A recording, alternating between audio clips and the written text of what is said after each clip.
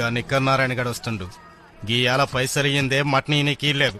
భయ్యా వాడు పెద్ద రౌడీ అని తెలుసుడు కూడా ఎందుకీ గొడవ? ఇచ్చి పంపిస్తే పోలే. రాయ్ నర్మయ్, ఏరా వ్యాపారం బాగుంటుందా? ఇప్పటిదాకా మంచిగానే ఉంది. సర్లేగాని ఒక 6 కిలోలు మటన్ కొట్టి ఇంటికి పంపించు. 6 కిలోలే కర్మ, 60 కిలోలని ఇస్తాను. ముందు పైసలు తినారాయణ. పైసలు ఏంటమ్మా పైసలు ఏంటంటేంటి? ఎవరిని అడుగుతున్నావో తెలుసురా డబ్బులు? ఈ నిక్కర్ నారాయణ డబ్బులు అడటానికి నీకు ఎన్ని గుండెలరా? విలన్ పర్సనాలిటీలో ఉన్నాను కదా అని కామెడీ జోకులేస్తున్నావా? ఇదిగా చెంచల్ కూడా జైలు నుంచి మా బంధువులు వస్తున్నారు. ఒక 6 కిలోలు శుభ్రంగా కైమా కొట్టి, కార్యం కూడా బాగుందిరా, అది కూడా వేసి పంపించు. మాట్లాడవేంట్రా? రేయ్ ఇప్పుడు ఇది మటను, పొద్దున మేక.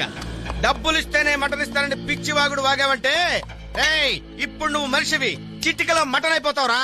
అరే ఏంద్వా ఎక్కువ మాట్లాడుతున్నావు? నారాయణ మర్యాదగా పైసలు ఇచ్చి మటన్ తీసుకెళ్ళు. ఈ నిక్కర్ నారాయణ డబ్బులు ఇచ్చి మటన్ తీసుకెళ్ళమంటున్నావురా? రేయ్ నీకు ఊహ తెలిసిన దగ్గర నుంచి మేకలు నరుకుతున్నావురా? నేను పుట్టిన దగ్గర నుంచి మనుషుల్ని ముక్కలు ముక్కలు ముక్కల కింద నరుకుతున్నాను. పోరా పో. నన్ను రేయ్ మేక మాంసం అని చెప్తూ గొడ్డు మాంసం అమ్ముకునే నువ్వు నన్ను పోరా పోంటావురా?